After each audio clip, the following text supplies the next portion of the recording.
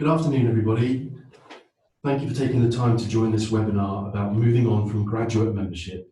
We hope you'll find this an informative session.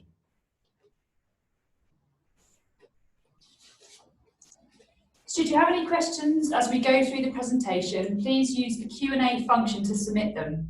Normally the Q&A function appears on the top right of your screen, and we know a few of you have already been using it. Please don't mistake it for the adjacent chat function, as this is more for a sort of resolving connectivity issues. We'll try to answer as many of your questions as we can at the end of the presentation, but you can submit them throughout the webinar.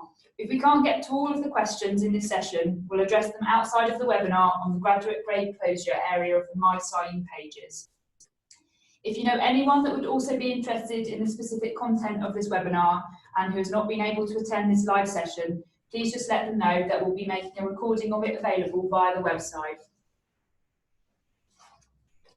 Today we are joined by Stuart Parks, CIEEM's Head of Membership and Marketing, who looks after strategy and development for both membership and marketing teams. Supporting the team and helping with the Q&A session is Sarah Cox, our Membership Operations Manager. Sarah oversees the day-to-day running of the membership team and helps with the smooth running of applications, renewals, as well as improving and reviewing processes and guidance. Also presenting is me, Saz Hayward, a membership officer that you might have already come across when applying for your graduate membership. I work with our assessors in providing feedback and support for applicants at the assessment stage. In today's short presentation, we will cover why you need to consider upgrading your membership, what options are available to you, how to prepare your upgrade application, what resources are available to help you through the process. Then it's over to you for any questions. So as part of an overall review of CIEEM's membership structure, the Governing Board approved a proposal to close applications for the graduate membership grade at the end of December 2018. This resolution was then passed by members at AGM. In summary, the graduate grade of membership had for some time been an anomaly in a system based on providing evidence of competence through examples of effective practice. It was also proving to be exclusive in that the growing number of potential members that had developed at least the same level of competence through other routes, like apprenticeships and volunteering and even paid work, were not able to access the same member benefits. In fact, increasingly, we spoke to people that felt that they couldn't achieve graduate membership without a job, but were finding it harder to get a job without it. And for some, the graduate grade had become a bit of a safe space to sit as a member and did not reflect the skills and experience that these members had gained over quite a number of years. In short, the post-nominal didn't match the reality, which was giving us an inaccurate idea of the makeup of our membership base and risking confusion amongst those using or employing our members. Remember, if you're a current graduate member, your existing post-nominal equates to basic level competency. So you're declaring that you have the ability to carry out the most basic tasks under supervision. It's also important that you're at a grade of membership that best reflects your level of competence and your professional expertise. And as your professional body, CIEEM has an obligation to both encourage and enable you to develop professionally and progress in your career. When these changes were introduced, it was also agreed that existing graduate members could retain that status and its associated post-nominal for a period of up to 24 months, within which time, in the opinion of the Membership Admissions Committee and the Governing Board, it should be possible for most members to increase their competence sufficiently to be able to upgrade their membership. This was communicated to all members at that time, and we've been reminding those impacted by this and their managers where appropriate regularly since then. Many graduate members have already successfully upgraded their membership in that time, but if you're watching this, it's likely that you've yet to act. So if you're a current graduate member, you have a choice between two routes to maintain your membership. Apply to upgrade membership to at least the associate level, or apply to transfer membership to the qualifying grade. If you're actively engaged with or working in the sector, we're confident we have a suitable membership grade for you to move to so that you can continue to receive the support of CIEEM. So let's explore your options in a bit more detail. As part of the changes introduced, we created a new qualifying grade of membership to support all those at the early stages of their career, whether graduates or non-graduates. Our ambition for this grade is to welcome early career ecologists and environmental managers and allow them to benefit from the CPD and networking opportunities that CIEEM has to offer at the earliest opportunity. Therefore, instead of requiring applicants for this grade to wait until they can evidence a basic level of competence, we instead ask them to use the Competency Framework to identify the skills they wish to develop, admit them to the new qualifying grade, and then offer support for them to do so. There is no post-nominal associated with this grade. We are pleased to say that in the last subscription year, we welcomed an average of 5 new qualifying members a week, and in the first 4 months of this subscription year, we're already comfortably exceeding that number.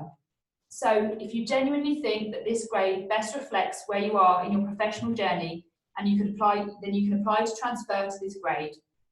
However, if it's clear from your skills and length of experience that you should be able to evidence a higher level of competence, you should be aware that your application may be refused. Upgrading to associate membership will not only help your personal development and professional recognition, but will build on the experience you've already gained as a graduate member. This is our new aspirational benchmark for competent ecologists. So your career may now be well underway. You're now working confidently and consistently well on increasingly complex projects without supervision, and may even be supervising others from time to time. Associate level members should be able to evidence capable level competence in the minimum number of required competencies. Whatever your role, what our associate members have in common is a drive to increase their knowledge and experience, develop their careers, and promote the highest standards of practice for the benefit of nature and society. Our full members are well-established professionals who have gained the knowledge and experience to deliver complex and specialist projects. They lead teams, provide mentoring to young professionals, and possibly even deliver training to others. Our full members are able to evidence accomplished level competence or above, which then enables them to consider becoming a chartered member in due course. If you think you can upgrade directly to full membership and skip the associate grade, then it's fine to do so. It's a challenging step though, so you need to be confident that you can achieve it. We would suggest you look in detail at the Competency Framework, complete a self-assessment of your competence, and speak to your sponsors before deciding on this. You will not automatically be granted associate membership if you're unsuccessful at the full membership grade. So do think about this and use our guidance to help you. If you are considering applying for associate or full membership, you'll need to work on an application form. You'll be asked to provide both personal and work contact details, a summary of qualifications held and work experience, and a few other pieces of information, including 3 years' worth of CPD records. The key difference with applications for the associate and full grades is in the summary of competence section. Within this section of the form, you'll need to provide evidence of capable level competence if applying for associate membership, or accomplished level of competence if you're applying for full membership. In order to complete this section of the form, you'll need to provide evidence for 7 competencies. So you can download a copy of our Competency Framework document from our website. After some introductory information about the framework at the start of the document, you will come to the framework itself. For those of you that are not familiar with the framework, it is broken down into 14 themes from communication to surveying. Have a think about your professional, academic, or voluntary experience so far and identify an area of work that you have experience in. Then locate the relevant theme within our framework to have a closer look at. You'll need to choose 6 competencies to provide evidence for. You'll also need to provide evidence for the professional conduct competency, which is mandatory. You'll need to have at least another 2 transferable competencies and 3 technical competencies. The final competency can be one of your choice from either the technical or transferable section of the framework. Once you've identified a suitable theme and found it within the document, have a read through the specific competencies on the left-hand side of the page with a summary descriptions of the typical activity that may be expected. This will provide you with an overview of the types of work and skills we are looking for as part of the competency. You'll then need to move across to the right-hand side, where you will see that we have given more detail about what we expect members to be able to evidence at our different levels of competence. It's worth taking the time for the differences between the levels to understand what key pieces of evidence you might need to provide within your application to satisfactorily demonstrate the higher level of competence. You don't necessarily need to provide evidence against all the points detailed, but we will expect to see the majority of them addressed in your evidence. We recommend using the STARE method to help you structure your evidence. When you're thinking about completing an application, it's worth spending some time to come up with some examples that you could use to evidence your competence. What did you do? What were the results? Was there any learning you took away? How did you evaluate what you did? And is there anything that you would do differently in the future? Don't make the common mistake of missing the E or evaluation element of the STARE method. Don't just provide a list of achievements or activities you've completed. You need to provide evidence that you do it consistently well. One detailed example can be sufficient to demonstrate your breadth of knowledge, but doing it once doesn't demonstrate depth of experience. Use the word counts. By providing plenty of evidence within your application for our assessors to read, you'll be giving them a really good idea of your level of competence.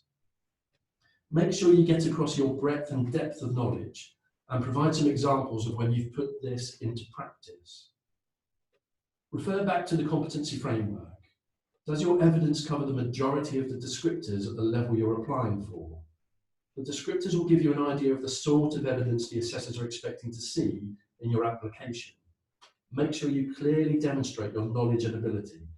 Don't leave any gaps, as the assessors can only use the information that's been provided to make a final decision on whether you've met the competency level required. And proofread your evidence. Take some time to read back through your evidence and ensure your spelling and punctuation is correct.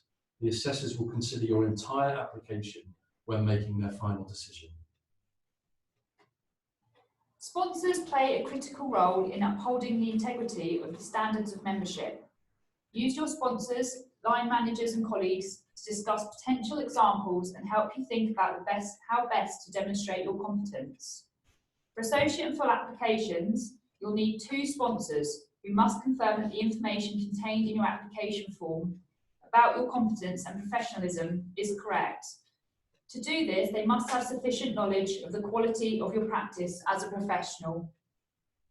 Your sponsors should ideally be members of CIEEM at the same grade that you are applying for or above, and it is vital that all of your competency choices can be endorsed by at least one of your sponsors. Sponsors need to confirm in approximately 100 to 150 words that they endorse the evidence that you have provided. We understand that people who may be most suitable to act as sponsors may not be CIEEM members. We therefore do accept non-member sponsors, but we require you to send in a copy of their CV or a work profile so that we can verify their suitability to endorse your evidence at the level of competence you're claiming.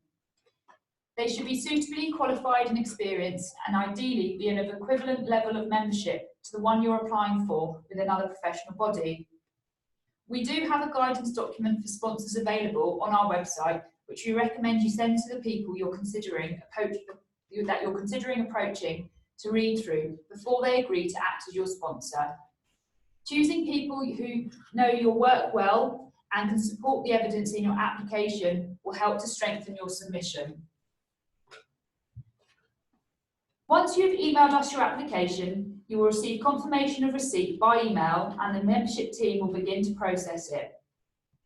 We will advise you of the current processing time for associate and full applications in your acknowledgement email. You may be asked to pay an administration fee, if applicable, in order to process your application, and you may also be asked to provide some supplementary information if it is not being supplied. For example, CPD records, 3 years worth or since you've become a member with us. Therefore, please ensure you keep an eye out for any emails from us in relation to your application.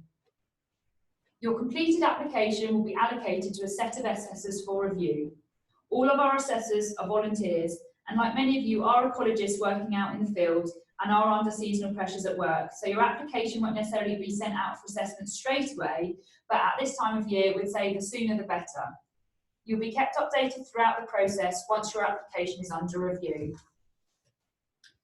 When we have received feedback from all of the assessors reviewing your application, we will get back in touch with you to let you know the outcome. There may be the possibility that some additional evidence is requested before a final outcome is determined, and we'll provide details of what is required in an email to you.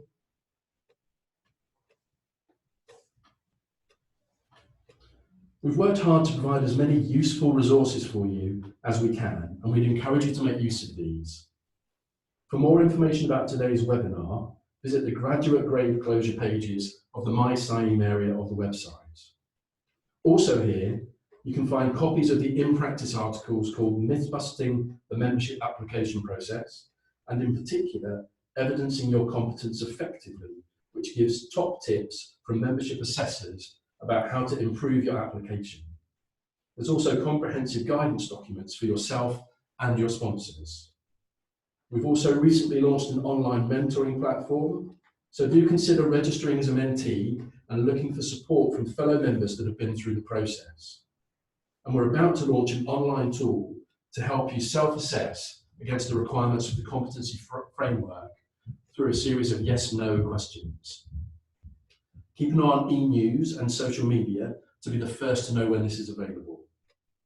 If you can't find an answer to your question on our website or in the guidance information, you can of course always email or call the membership team. We'll be more than happy to help. Our contact details can be found in the Contact Us pages of our website. And now we've got some time to answer some of your questions.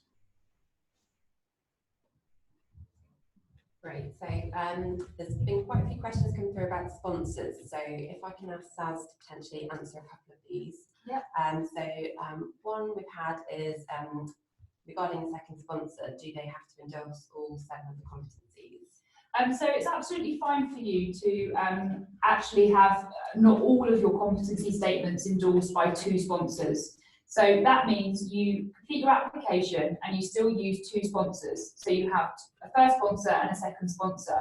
You then ask your first sponsor to endorse as many as they can possibly do and that they're happy to endorse. You then ask your second sponsor to come in and make statements. We can send off an application to assessors as long as there is 1 sponsor statement per competency. So hopefully that's okay, Sarah, and kind of clarifies that yes, that's absolutely fine for that person to do that. That's great. And another question regarding sponsors is whether or not both sponsors are allowed to be colleagues. Okay, so yeah, you can have colleagues because we feel that it is important that you choose the best, the suitable, and the most suitable people that you and your competence. They've got to come in and talk about your evidence and support you.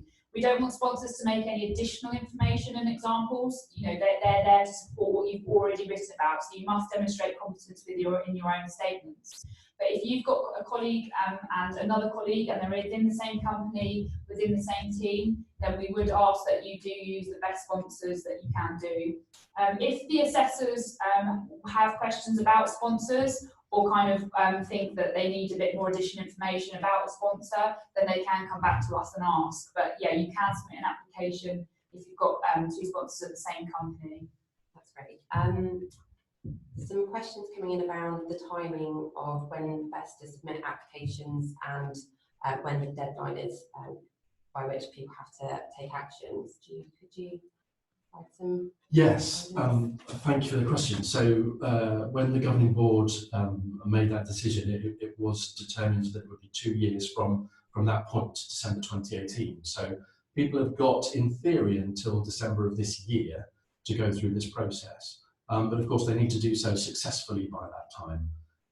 And of course, as we mentioned in the presentation, because our assessors are all volunteers and typically doing similar work to those that our graduate members are doing, it can take longer to process an application at a time of year when the assessors are also extremely busy. So right now is a really good time. And what I'm not suggesting is anyone rushes an application, but the sooner we get it in from you, the better at this time of year in particular. That's great, thank you. Some questions about the self-assessment tool and rough timings when that will become available. You've got more detail. Sure, the self-assessment tool online is it's being snagged right now and should be ready for launch in February.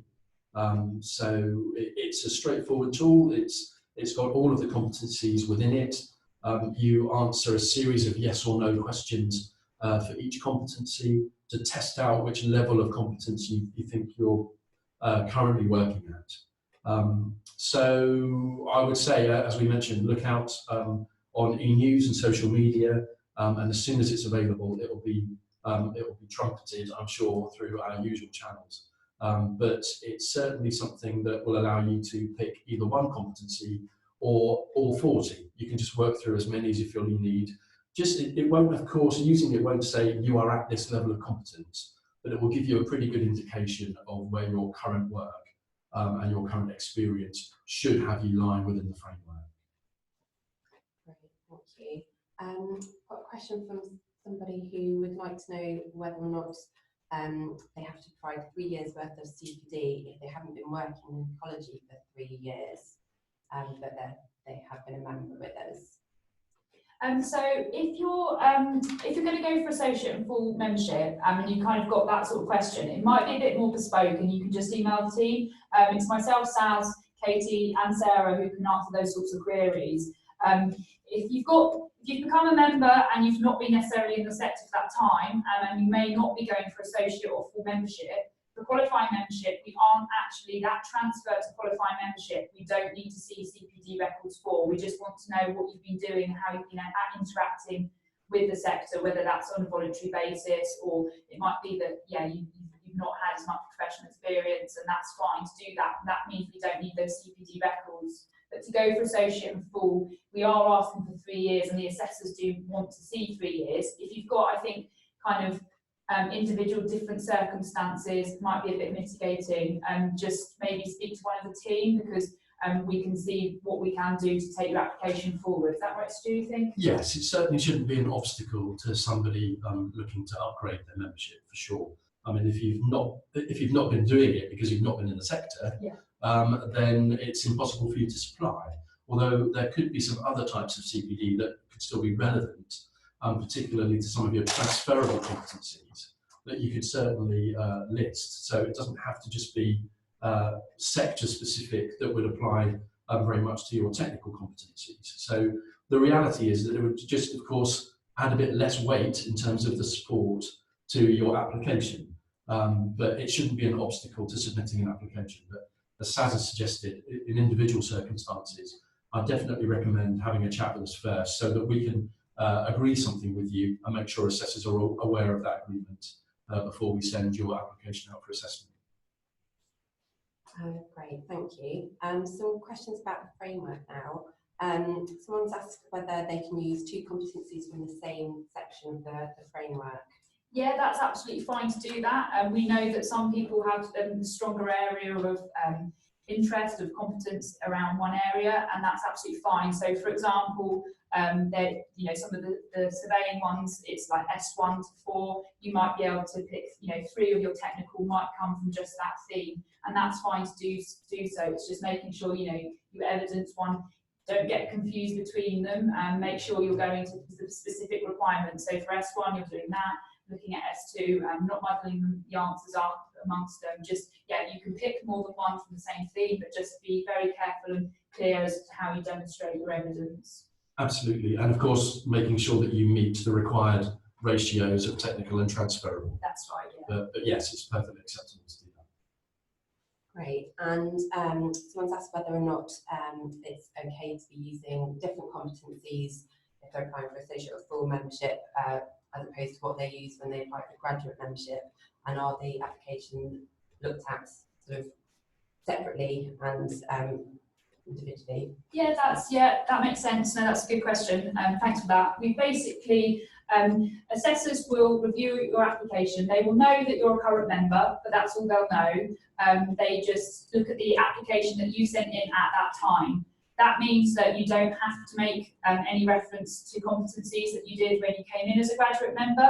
We know that you might have taken a different direction, or you might have built on a lot more, skills in other areas, and you've got different competencies at the moment and different sort of set of skills. So you pick the best competencies that suit you, your experience, choose the best examples and the best competencies.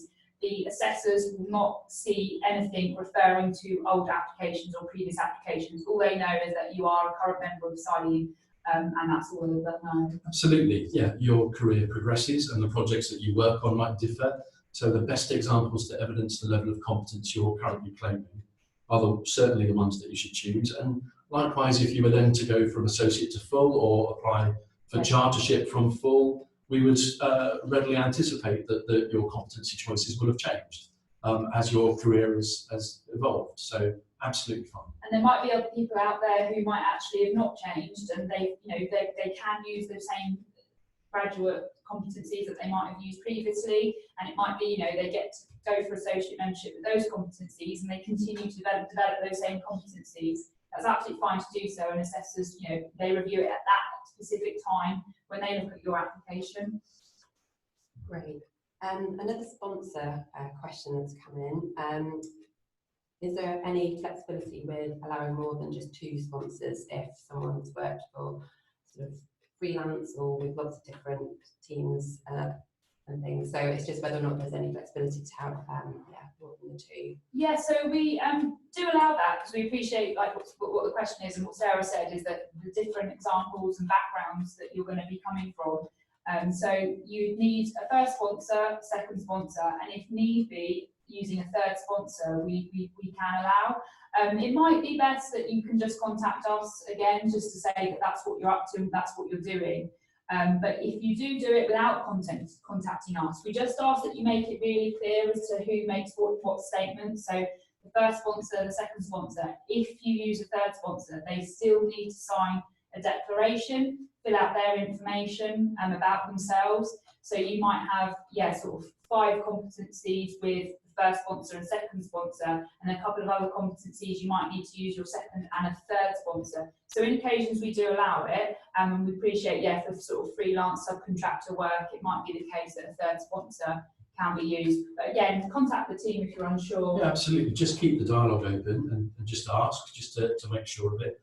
There's space for 2 sponsors on the form and 2 declarations that need to be signed.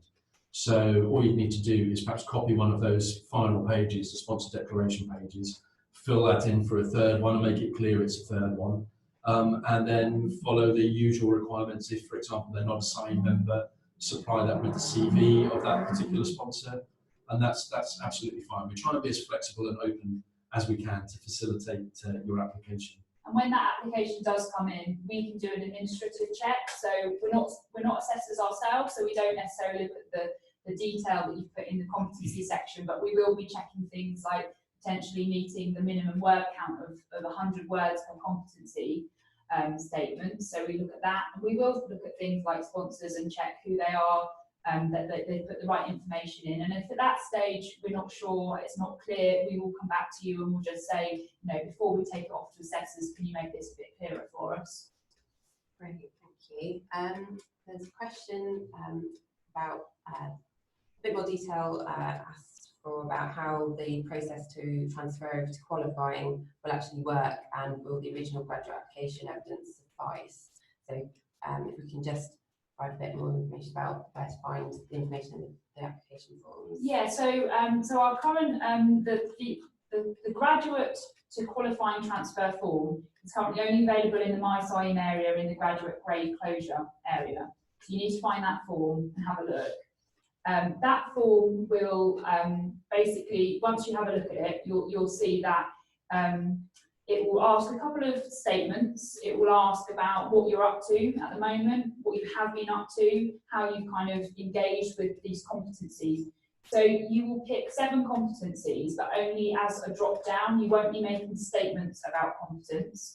You'll be using the drop down to just pick 7 competencies, which are areas that you want to get, you want to develop your skills in, and an area of interest for you. And you make a couple of statements as to why you might have picked them, and also why you might not actually be at that capable level of competence. So that transfer form, you can choose the same competencies that you did on the graduate membership form, and you can pick them. But what we're trying to see on a qualifying membership form is that you're just not overqualified for that grade, and a qualifying membership going forward will still hopefully then support you. And yeah, as long as you put a bit of information as to why you might not be at that capable level, but yeah, pick any competencies that are good ones to pick. Yeah, you need to remember that this is, in theory, this is your route to associate level membership, so a bit of a stepping stone. So we'd be expecting you to select competencies that you're identifying as those that you feel are the ones that you can develop most effectively to then be able to demonstrate capable level competence and become an associate member.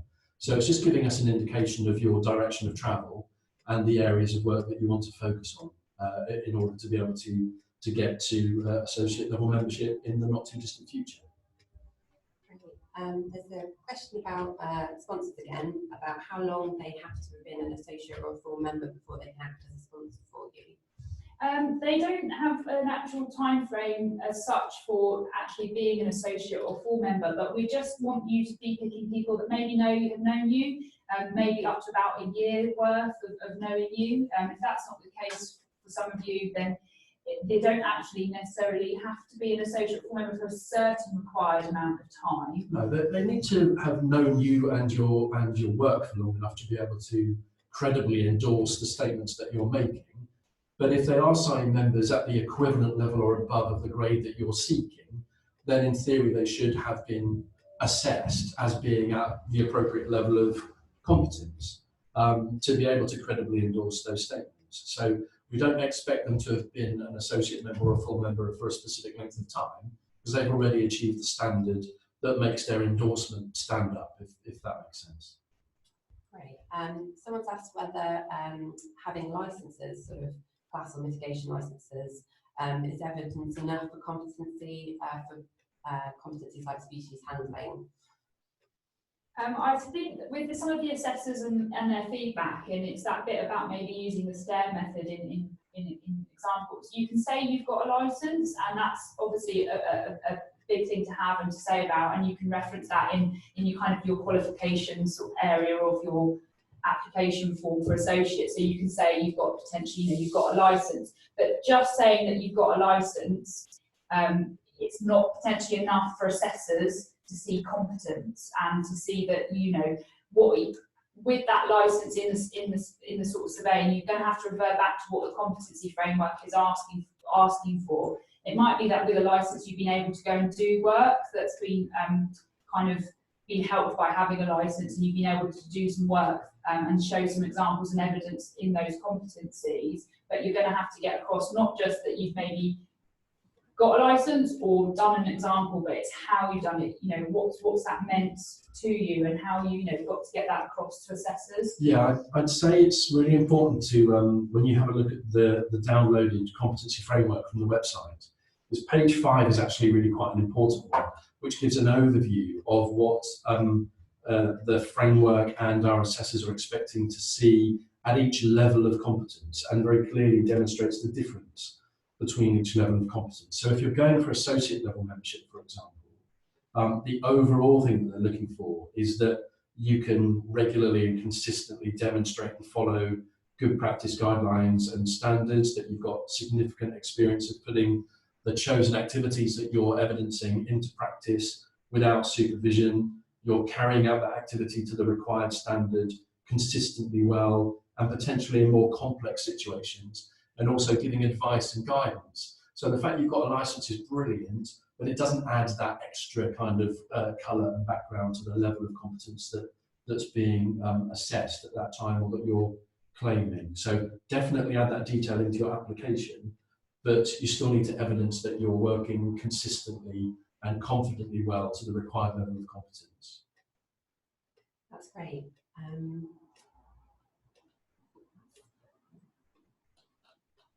So, Just any check and more see whether final there's any questions? more, questions coming through. And if people don't have questions straight away and need to digest on the information or anything, then just, as we mentioned, get back in touch with the team. And we'll be looking to create sort of a question and answer page on the graduate grade pages in the portal as well, to see whether we can answer some more of these questions in more detail for sort of longevity for people to refer back to as well.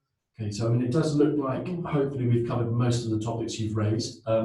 We do have access to a kind of download of all of the questions, so we'll review that straight after this session. And if a question has been missed or an important topic has been overlooked, don't worry about it. We'll follow that up with an email either directly to the person that's asked it, or we'll add it, as Sarah's suggested, to the graduate grade closure pages of the website. So if there's nothing else coming in right now, we hope that the webinar's been helpful, and we thank you very much for registering and taking the time to join us. And we do value your feedback, so we'll be sending probably this afternoon just a very short survey directly to your inbox, and we'd appreciate you just taking the time to complete that and send it back to us. Thank you very much indeed.